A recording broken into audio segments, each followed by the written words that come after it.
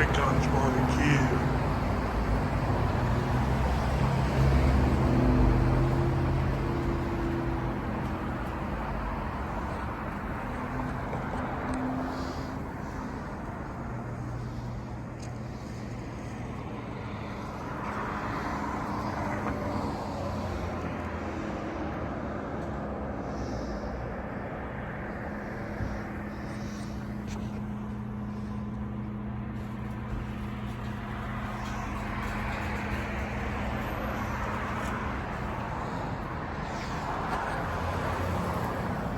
Bacon's Barbecue. Good.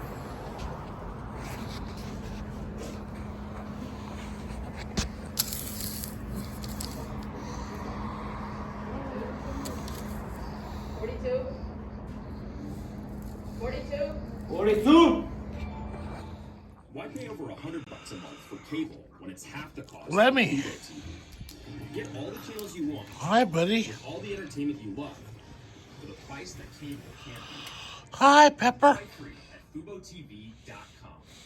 Meet Glowforge, the 3D laser printer. Create with Bacon's Barbecue. cardboard, whatever's laying around the house. I got Tommy's, This is Glowforge. and I got an egg roll. And it can be yours. See more at glowforge.com. Get your daily dose of Onion enlightening ring. articles at MSNBC Daily. Listen. Written perspectives by people you know and trust, like Mehdi Hassan, Amy Moradini, and Ali Velshi, along with a growing list of experts. Hot pepper. Plus fresh takes from Hayes Brown and Zishan Ali. Start your day with MSNBC Daily at MSNBC.com. Look at all that money.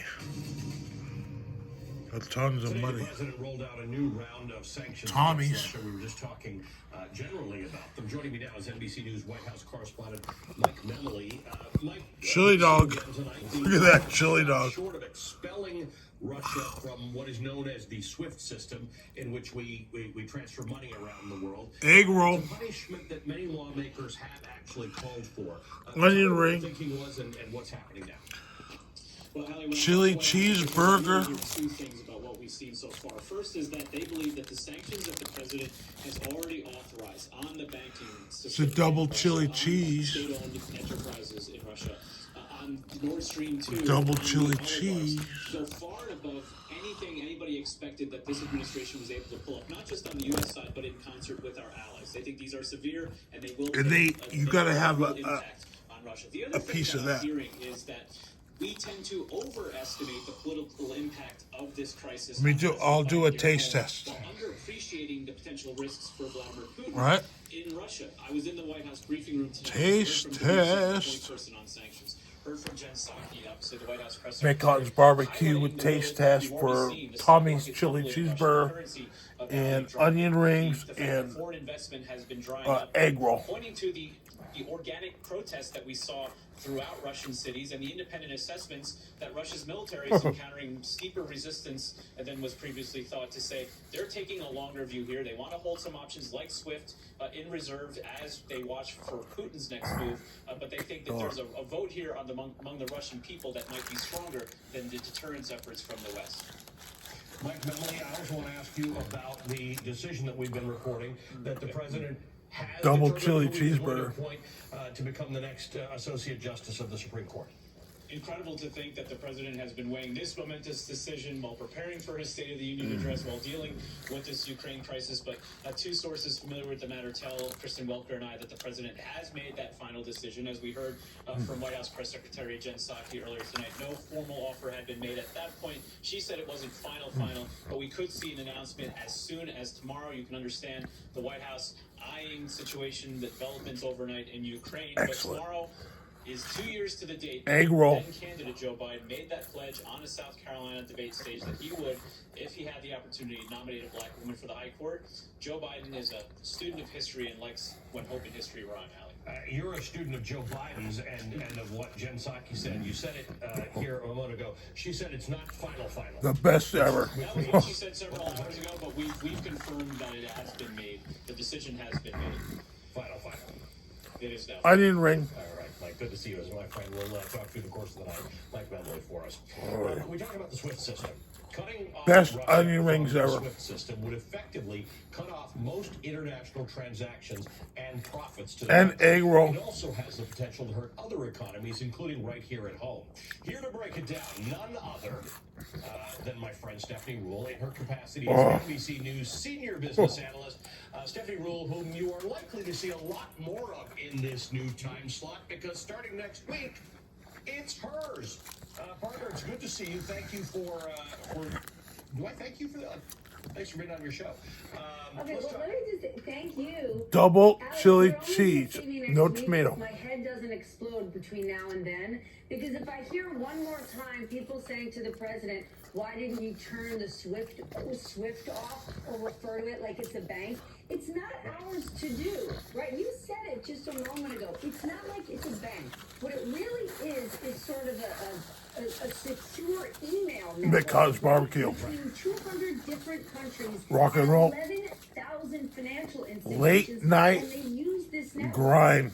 so they can move money legally. It is member owned. It is not owned or controlled by the U.S. government. And while the president was being peppered with questions of why isn't the U.S. government doing this, people didn't realize he also said, well, some of our allies, i.e. European countries that rely on it, they don't want it. That's let's just Rock and roll. And to push back Ukrainian forces in the Donbass. But because of how this has played out, because of what we've seen, that doesn't seem to be carried through with events on the ground. I mean, the fact that there are strikes taking place in Kiev, the capital, which is hundreds of miles away from eastern Ukraine, and also other cities across the country as well, does Look at raise his the possibility teeth. that the Russians are going for not just an all-out invasion, but those scenarios that a couple of days ago, like a full occupation, like a decapitation of the government, an installation of a pro-Moscow puppet regime. He's so big. Because again, a couple of days ago, those sort of theories McCotton, only found barbecue. Listeners in the dark recesses of the We go to internet, bed together now every night looking like at, this. A Russian government. And that has where's shown itself Pepper? to be absolutely Where's militant Pepper? when it comes to Ukraine? He'll And be so here. As far as I'm concerned, it seems that anything is on the table.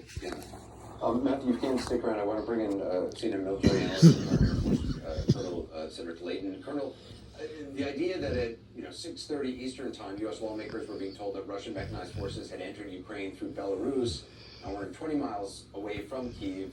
Could those forces have already come to the outskirts of the capital by now? Yeah, about 6 hours ago, Anderson, almost 6 hours ago, yes, it's absolutely possible. I mean, they only have this much to go from the border. That's about 56 miles.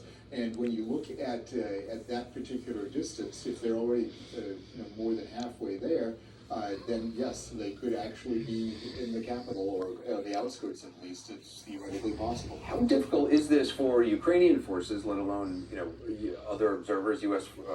And others, given that What, you want to get up? that it's not really even known publicly what the strategic objectives are of Vladimir Putin here? So that's one of the big problems. Because that it's you have when you're on barbecue. defense. So when it comes to military strategy, Rock and roll. what you have to really look at is, what are your options on defense?